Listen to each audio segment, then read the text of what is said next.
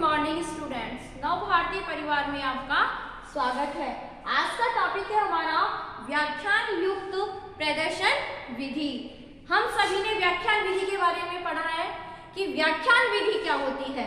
व्याख्यान विधि हम देखते हैं लेक्चरिंग, यानी कि हमें जिस विषय के बारे में हमें पढ़कर और हम सुनकर जिस चीज को ग्रहण करते हैं, लेकिन उसके अंदर हमें किस तरीके से प्रदर्शन विधि का भी प्रयोग करना चाहिए, या कि इससे हम क्या समझते हैं कि व्याख्यान विधि में हम प्रदर्शन विधि को क्यों प्रयोग में लेते हैं, इसका क्या उपयोग है, इसके बारे में आज हम अध्ययन करेंगे।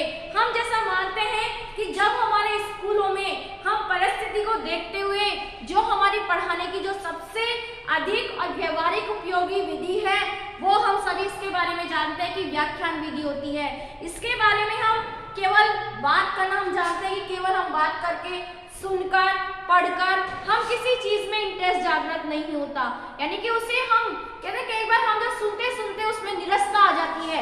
अब उसी चीज को हमें रोचक बनाने के लिए हम किसका प्रयोग करते हैं, प्रदर्शन का प्रयोग करते हैं। या हम कहें स्कूलों में जब हम पढ़ाते हैं किसी चीज को, तो उसको पढ़ाने के लिए हम जब सहायक सामग्री का प्रयोग करते हैं, उसी सहायक सामग्री का प्रयोग हम क्यों करते हैं, क्योंकि प्रदर्शन विधि में हम उन्हीं चीजों को दिखाते हुए इस विद्यार्थियों को पढ़ाते हैं, जिससे कि जो निरसता और बोरियता हमारे पढ़ाने में आती है वो उसमें ना आए, क्योंकि जिससे बच्चा आसानी से समझे और उस ज्ञान को लेने के लिए उसमें एक अलग से इंटरेस्ट जागृत हो। उस चीज को हमें इंटरेस्ट बनाने, अध्यापक जब हमें केवल सुनाकर किसी चीज को समझाते हैं, तो छात्रों का अलग से जब हम प्रयोग करते हैं इस चीज का, तो किस प्रकार हम उस चीज को प्रभावी बना सकते हैं, वो प्रभावी हम किसके माध्यम से बनाते हैं, प्रदर्शन विधि के माध्यम से।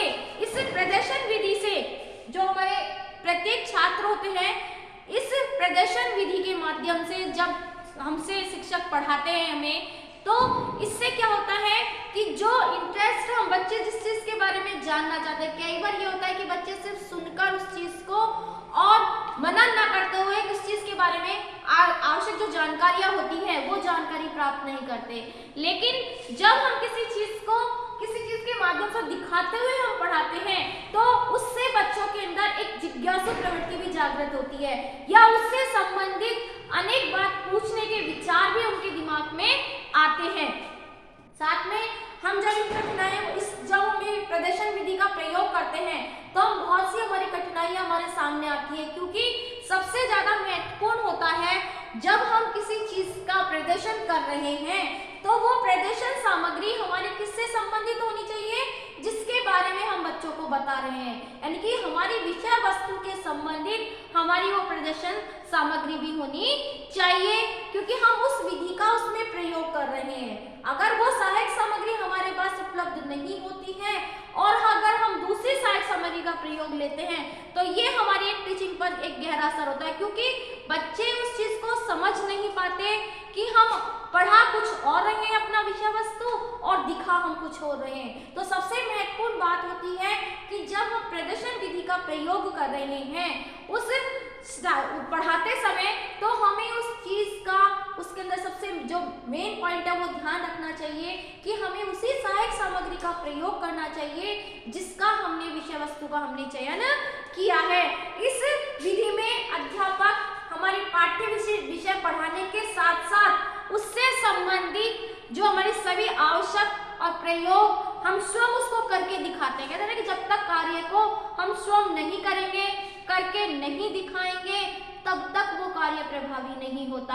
हमने सुना, लेकिन जब तक हमने उसका प्रयोग नहीं किया, तब तक हम श्योर नहीं होंगे कि वो कार्य हमें आ गया। इसीलिए जब हम उस प्रदर्शन विधि के माध्यम से हम बच्चों को प्रयोग करना सिखाते हैं कि किस तरीके से हम इसे प्रयोग में ले सकते हैं। जब प्रयोग में लेना हम सीखते हैं, पढ़ाने पर जब हम इसे प्रदर्शित करते हैं, वस्तु की जो हम रचना और हम उसकी कार्य प्रणाली तथा वास्तविक रूप से हमारे इसका ज्ञान कराता है कि जिस चीज को हम दिखा रहे हैं वो छवि हमारे सामने ऐसी आ जाती है कि हम उसे वास्तविकता से कनेक्ट करते हैं। यानी कि जब हम किसी चीज को दिखाते हुए पढ़ाते हैं, तो उससे हमें उस चीज की है, हमें ऐसा लगता है कि जैसे वो हमारे सामने ही विदित हुई है, यानी कि हमें उसे वास्तविकता का, प्रत्यक्षता का हमें इससे ज्ञान प्राप्त होता है। साथ में जब हम अपने अपने स्थान पर हम बैठते हैं और हम विभिन्न प्रकार के जो इससे संबंधित प्रदर्शन विधि के जो हमारे उपकरण होते हैं, उन उपकरणों का प्रयोगों को जब हम क्रिया करके देखते हैं तो इसके बारे में, जिन वस्तु के बारे में हमने कानों से जो हम सुनते हैं और आंखों से हम देखते हैं ना, कई बार कानों से सुना भी गलत होता है, तो कान से सुनने के साथ साथ वहां पर हम दोनों चीजों का प्रयोग कर रहे हैं, सुन भी रहे हैं हम उस चीज को और देख भी रहे हैं। इससे क्या है कि हमें उस चीज को समझने में भी आसानी प्राप्त होती है। केवल सुनने से ही हम किसी चीज को नहीं समझ पाते हैं, लेकिन जब दोनों क्रियाएं हमारे साथ होती हैं, सुनने की भी और देखने की भी, तो हमें जो विषय का हम ज्ञान ले रहे हैं, जिस टॉपिक का हम ज्ञान ले रहे हैं, वो टॉपिक का ज्ञान हमें पूर्णतः आ जाता है। तो इसीलिए हम दोनों चीजों का दोनों चीज का प्रयोग करते हैं, सुनने का भी और देखने का भी, क्योंकि प्रदर्शन जो किया जा रहा है उसे हमें दिखाया जा रहा है और जो लेक्चर, जो व्याख्यान दिया जा रहा है वो हमें बोला जा रहा है, यानी कि सुनाया जा रहा है। इस विधि में इन दोनों का ही हम प्रयोग करते हैं। साथ में इसमें क्या होता है कि जो श्रोता, यानी हम कहें कि विद्यार्थी इसमें केवल मुख प्रदर्शित नहीं करते, वो एक से श्रोतागण रहकर नहीं रहते हैं, वो इसमें अपनी सहभागिता भी दिखाते हैं, क्योंकि जब कार्य हमें दिखाकर करवाया जा रहा है और हमें उसे प्रयोग में लेने के लिए कहा जाता है, उसमें केवल हम श्रोता बनकर नहीं रह रहे, उसे हम अपने तरीके से प्रयोग में लेकर भी देख रहे हैं। साथ में उसको प्रयोग में लेते हुए हम देख रहे हैं कि किस तरीके से हम उसका प्रयोग करते हैं। शिक्षक समय समय पर हमें उसका प्रदर्शन करवाते हैं और आवश्यकता अनुसार हमसे प्रश्न पूछते हैं, जिससे क्या होता है कि जो एक्टिविटी जो करते हैं ना हम, छात्रों और शिक्षक में आपस में वो क्रिया होती रहती है, जिस क्रिया का शिक्षण के लिए सबसे प्रभावी होता है। क्योंकि अगर ये क्रिया, अंत्यक्रिया विश्लेषण जो क्रिया होती है, जब तक शिक्षक और विद्यार्थी के मध्य ये क्रिया नहीं होती है तो शिक्षण अप्रभावी होता है। इस क्रिया का शिक्षक पर भी और छात्र पर भी सबसे अहम होता है। तो जब हम व्याख्यान के साथ साथ जब हम प्रदर्शन विधि का प्रयोग करते हैं तो ये आपस में क्रियाएं संपूर्णतः चलती रहती हैं। शिक्षक प्रदर्शन करके उसका व्याख्यान करते हैं, साथ में प्रश्न पूछते हैं और छात्रों से उन प्रश्न का उत्तर प्राप्त करते हैं। तो विद्यार्थी क्या करते हैं, अपनी योग्यता, अपनी रुचि और अपने सामर्थ्य के अनुसार उस प्रदर्शन विधि की सहायता लेता हुआ और वो क्या करते हैं, उनसे उत्साहपूर्वक सक्रिय रहते हैं उसमें और उन प्रश्नों का वो उत्तर देते हैं। ये हमारी व्याख्यान विधि में और प्रदर्शन विधि में ये कार्य होता है कि इस तरीके से हम व्याख्यान में हम किसका प्रयोग कर सकते हैं, प्रदर्शन विधि से, जिससे कि हमारा जो शिक्षण प्रक्रिया है और छात्र है वो पूर्णतः उसमें सक्रिय रहे और शिक्षण हमारा प्रभावी बने। अब हम देखते हैं कि इस विधि का, व्याख्यान युक्त प्रदर्शन विधि में कौन कौन से गुण होते हैं, कि कौन कौन से इसके अंदर गुण होते हैं। यानी कि हम जब कोई कार्य करते हैं उसके अंदर कौन कौन से गुण, या हम उसको लाभ की श्रेणी में ले सकते हैं कि इस विधि से हमें कौन कौन से लाभ प्राप्त होते हैं। तो सबसे पहला क्या होता है, सक्रिय वातावरण। सक्रिय वातावरण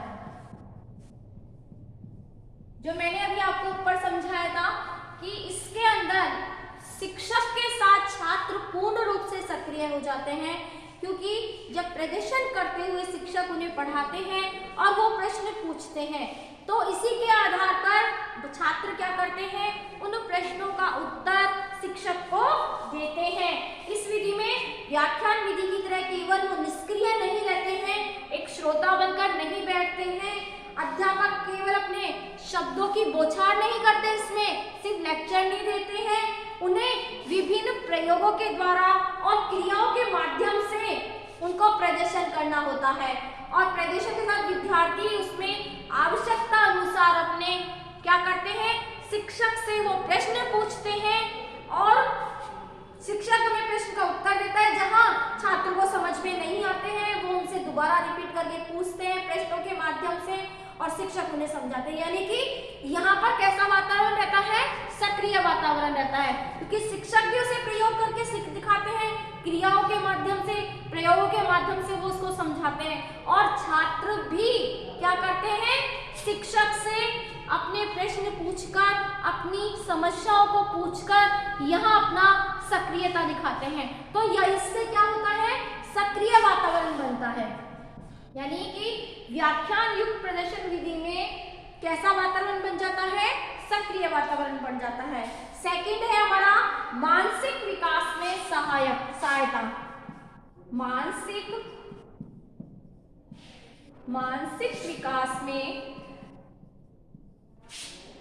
मानसिक विकास में सहायता। यहाँ क्या होता है, जब सक्रिय रहते हैं छात्र, जब सक्रिय रहते हैं तो यहाँ जब शिक्षक उन्हें समझा रहे हैं तो यहाँ पर छात्र अपनी योग्यता के अनुसार, अपनी क्षमता के अनुसार यहाँ क्या करते हैं, छात्र शिक्षक से प्रश्न पूछते हैं। वो जो समझाया जा रहा है उसे वो ध्यान से सुनकर, देखकर, यानी कि वो मनन करते हैं। यहाँ हमारा मानसिक विकास होता है, क्योंकि जो चीज केवल सुनकर हम उस चीज में इतना दिमाग नहीं लगा सकते, क्योंकि सिर्फ सुनने में एक तरीके से निरस्ता आ जाती है। ये नहीं होता कि प्रॉपर तरीके से छात्र उसको सुने, लेकिन प्रयोग करके जब हम दिखा रहे हैं तो प्रयोग करके दिखाने में शिक्षक बच्चों को सिखा रहे हैं, तो यहाँ क्या कर रहे हैं, छात्र का मानसिक विकास हो रहा है, क्योंकि छात्र उससे संबंधित, उस विषय वस्तु से संबंधित शिक्षक से प्रश्न पूछ रहे हैं। तो वो क्या हो रहा है, यहाँ पर उनका मानसिक विकास हो रहा है, यानी कि वो और अच्छे से उसे सोचने की क्षमता रखते हैं। इस विधि से जो प्रयोग में हम प्रदर्शन विधि के ध्यान पूर्वक देखते रहते हैं, तो ध्यान पूर्वक देखने के बाद में क्या करते हैं, ध्यान पूर्वक देखने से उनका मानसिक विकास होता है, वो उस चीज को समझने की कोशिश करते हैं और भली भांति उसको सोचकर और उसके परिणाम तक वो पहुंच जाते हैं। जब किसी चीज को प्रयोग करके दिखा रहे हैं तो हम उसके एंड तक पहुंच जाते हैं, चरम निष्कर्ष तक पहुंच जाते हैं। तो ये कौन सी क्रिया है हमारे मानसिक विकास की, यानी कि हम जिस प्रेजेंटेशन से, प्रयोग से हम वर्तमान देख रहे हैं उसके हम अंतिम चरण तक पहुंच रहे हैं, तो ये क्रिया हमारी कौन सी हो गई, मानसिक विकास की, यानी कि हम उसमें आगे जा रहे हैं। तो सेकंड इसका पॉइंट हो गया हमारा मानसिक विकास में सहायक। थर्ड है अध्यापक के कार्य में सहायता। अध्यापक के कार्य में सहायता। अध्यापक के कार्य में सहायता। अध्यापक के कार्य में सहायता, इस विधि के जो प्रयोग करने में जो अध्यापकों के लिए बहुत लाभ होता है, वो प्रत्येक अध्यापक को यह इच्छा होती है कि जब वो पढ़ाए तो पढ़ाते समय जो विद्यार्थी को वो बताते हैं या बातें सिखाते हैं वो उनके तुरंत समझ में आनी चाहिए। ये सबसे पहली शिक्षक का उद्देश्य होता है कि जो भी शिक्षक ने पढ़ाया वो विद्यार्थियों को अच्छे समझ में आना चाहिए। ये हर शिक्षक की इच्छा होती है और वो इस चीज को चाहते हैं कि जो भी शिक्षक सिखाए वो पूर्ण रूप से विद्यार्थी उसे ग्रहण करें। ऐसा सोचकर ही हमेशा शिक्षक हमें अध्यापन का कार्य करवाते हैं। तो जब हम इसको पढ़ाते हैं तो हम पढ़ाते समय कई बार क्या होता है कि जब बातें विद्यार्थी के समझ में आ जाती हैं, परंतु विज्ञान पढ़ाने में हमें ऐसे अवसर आते रहते हैं जहां अध्यापक चाहे कितनी भी अच्छी तरह से मौखिक वर्णन कर ले व्याख्यान विधि के द्वारा, लेकिन जो विद्यार्थी हैं वो उसे नहीं समझ पाते, क्योंकि विज्ञान विषय कैसा है, ये प्रैक्टिकल करके, प्रयोग करके दिखाने में। तो यहाँ कई बार ऐसा हो जाता है कि अगर शिक्षक अपनी प्रदर्शन विधि का प्रयोग नहीं करते हैं तो क्या होता है यहाँ पर कि जितना भी वो बच्चों को समझा ले लेकिन बच्चों को उस विषय के समझ में नहीं आता। इसीलिए उनकी सहायता कौन कर रहा है, प्रदर्शन विधि कर रही है। तो ये अध्यापक के कार्य में क्या अपने कार्य नहीं कर सकते, जबकि प्रयोग और वस्तु के द्वारा प्रत्यक्ष अनुभव करवाकर हम क्या करते हैं, उसे हम आसानी से समझा देते हैं और कम समय में ही वो समझ में आ जाता है। इसीलिए ये अध्यापक के कार्य में सहायता प्रदान करता है। कौन? प्रदर्शन विधि। ये अध्यापक के कार्य में बहुत ही महत्वपूर्ण होता है, उन्हें बहुत अच्छे से सहायता प्रदान करता है। और चौथा पॉइंट है हमारा बचत का साधन। बचत का साधन, इसे एक तरीके से बचत का साधन भी कहते हैं प्रदर्शन विधि को। यह कैसे? कि जब हम तथ्यों को स्पष्ट रूप से कम समय में और आसानी से समझने के प्रयोग तथा हम केवल प्रत्यक्ष वस्तुओं को हम प्रमुख स्थान देते हैं, परंतु हम क्या करते हैं, अपने स्कूल इतने बड़े और पैमाने पर होते हैं कि प्रत्येक विद्यार्थियों को स्वयं प्रयोग करके और वस्तुओं का प्रत्यक्ष ज्ञान प्राप्त करवाने का हमें अवसर देने के बारे में हम सोच सकते हैं। इसलिए हमारी जो वर्तमान में जो हमारी विधि है, वर्तमान में हमारी प्रदर्शन विधि एक ऐसी विधि है जिसका सहारा लेकर हम क्या करते हैं, सफलतापूर्वक हम उसे आगे बढ़ा सकते हैं। हम उसमें देखकर, सुनकर और अध्यापक की सहायता के अनुभव प्राप्त कर हम उसे आगे बढ़ा सकते हैं। यानी कि जहां हम कई बार हमारे पास ये होता है कि हमारे पास वो साधन अवेलेबल नहीं होते, लेकिन और शिक्षक पूर्ण रूप से वो साधन अवेलेबल नहीं करवा सकते, तो यहाँ पर क्या होता है, जिस चीज के माध्यम से हम प्रयोग करके शिक्षक बता रहे हैं, प्रदर्शन करके बता रहे हैं, इससे क्या हो जाता है कि वो एक ही सामग्री के माध्यम से हमारी कक्षा के जितने भी छात्र होते हैं वो सभी ही उस चीज को ज्ञान प्राप्त कर ले हैं। क्योंकि कई बार ये होता है कि प्रत्येक बच्चा अलग अलग उस सामग्री को कलेक्ट नहीं कर सकता, लेकिन जब शिक्षक हमें वो सामग्री दिखाते हैं तो उस एक ही सामग्री से समस्त बच्चों को उस चीज का ज्ञान करवा दिया जाता है। तो ये हमारा कैसा हो गया, एक तरीके से बचत का साधन भी हो गया, ये हमारा बचत का साधन भी है। अब आती है इसमें स्पष्ट तथा स्थायी ज्ञान। स्पष्ट तथा स्थायी ज्ञान। जब हम प्रदर्शन करके किसी चीज का ज्ञान दे रहे हैं तो वो ज्ञान कैसा होगा, स्पष्ट होगा। हम कई बार ये देखते हैं कि ज्ञान ऐसा होना चाहिए, स्पष्ट होना चाहिए, जो जल्दी से समझ में, अगर ज्ञान स्पष्ट है तो उसे समझाने में भी आसानी होगी और समझने में भी आसानी होगी। तो प्रदर्शन विधि के माध्यम से हमारा ज्ञान वो स्पष्ट होता है कि किस तरीके से ये करेगी। और कोई चीज जब हम प्रयोग करके देखते हैं, हमने पहले भी देखा है कि जो कार्य हमने प्रयोग में लिया है वो ज्ञान हमारा स्थायी रह जाता है। सुनी हुई चीजें हम भूल जाते हैं, लेकिन जिस कार्य को हम करके सीखते हैं या जिस कार्य को करता हुआ हमें दिखाई जाता है तो वो कैसा ज्ञान बन जाता है, स्थायी ज्ञान बन जाता है। कई बार हम चीज देखते हैं कि हम एक लिखने की चीज को देखते हैं, जब हम किसी चीज को ज्यादा लिखते हैं वो मेमोरी, वो चीज हमें ज्यादा याद रहती है, वो ज्ञान हमारे लिए स्थायी हो जाता है। लेकिन केवल सुनकर तो व्यक्ति भूल सकता है, लेकिन जिस चीज को प्रयोग करके दिखाया जाता है और प्रयोग के माध्यम से सीखा जाता है तो वो ज्ञान कैसा बन जाता है, स्थायी ज्ञान हो जाता है। तो प्रदर्शन विधि के लिए कहा जाता है कि व्याख्यान युक्त प्रदर्शन विधि होती है, वो ज्ञान एक तरीके से स्पष्ट ज्ञान होता है और स्थायी ज्ञान हो जाता है। प्रत्यक्ष वस्तु में हम प्रयोग करके, हम प्रयोग के द्वारा आदि के द्वारा जब विषयों को अधिक से अधिक हमसे क्या किया जाता है, स्पष्ट किया जाता है, और विषय से कठिन जो हमारे कार्य होते हैं वो कार्य भी हमारे आसानी हो जाते हैं। कहते हैं ना कि जब चीज को प्रत्यक्ष दिखाया जाता है तो प्रत्यक्ष दिखाने से क्या होता है, वो ज्ञान कैसा हो जाता है, आसान हो जाता है। यानी कि कठिन चीज भी हमें आसान लगने लग जाती है। उस ज्ञान को आसान बनाने के लिए अगर हमने ज्ञान आसान बना दिया तो वो ज्ञान हमारा कैसा हो गया, स्थायी भी हो गया और स्पष्ट भी हो गया। यानी कि उस चीज की क्लियरफिकेशन हो जाता है कि ये ज्ञान, ये जिस चीज के बारे में हम ज्ञान प्राप्त कर रहे हैं, जिसका प्रूफ हमारे सामने हमें प्रयोग करके दिखाया जा रहा है, तो वो ज्ञान हमारा स्पष्ट ज्ञान बन जाता है। तो ये हमारे इस प्रदर्शन विधि के गुण थे। पहला सक्रिय वातावरण, सेकंड था मानसिक विकास में सहायक, थर्ड था हमारा अध्यापक के कार्य में सहायता, फोर्थ था हमारा बचत का साधन, और फिफ्थ था हमारा स्पष्ट तथा स्थायी ज्ञान। ये हमारे व्याख्यान युक्त प्रदर्शन विधि के गुण हैं कि जब हम इस विधि का व्याख्यान के साथ प्रयोग करते हैं तो इससे हमें ये लाभ होते हैं, साथ में हमें इन गुणों को देखते हुए विधि का प्रयोग करना चाहिए। तो ये हमारे व्याख्यान युक्त प्रदर्शन विधि के गुण थे। नेक्स्ट वीडियो में यानी कि हम थोड़े इसमें इसके दोष भी देखेंगे कि कौन कौन से इसके दोष भी होते हैं। धन्यवाद।